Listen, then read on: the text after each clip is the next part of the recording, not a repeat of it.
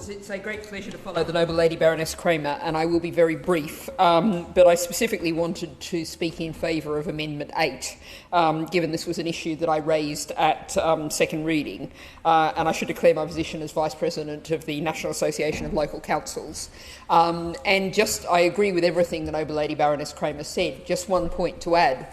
As the noble lady was speaking, I was thinking of a recent visit to Shropshire, visiting a whole lot of town and parish council leaders and councillors gathered in a room talking about all of the projects that those town and parish councils were running. And one of the things is, you think about the photos, the slides that were being shown, how much volunteer effort was involved in the projects that were being displayed.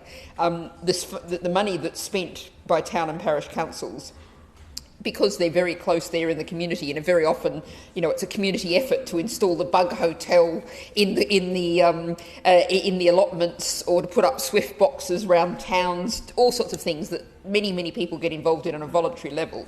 Taking money away from that, the actual multiplier effect is much greater. So I think, as the noble Lady Baroness Kramer said, we're talking about, in central government terms, a tiny sum of money, but something that's hugely consequential in communities up and down the land. And I spoke at some length on charities earlier, but there was just 2 points I wanted to raise specifically from the debate. As I said, and the noble Lord the Minister didn't respond to me earlier, the idea of perhaps a delay of 1 year for charities so that they have times to work out the budget, work out ways of dealing with the rise in national insurance. And that was something both the noble Earl Canul and the noble Lord Randall both raised. So I think it would be really interesting to hear from the Minister about that point of a delay specifically for charities. And picking up the point from the noble Viscount Chandos about complexity, well, first of all, an organisation is a charity or is not a charity. That would be a really simple way, low paperwork.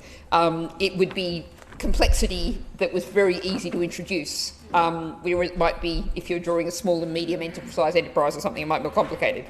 I will say that I'm afraid I don't think anyone can compete with the Green Party on our views on simplification, because we want to roll together income tax, national insurance and capital gains tax together.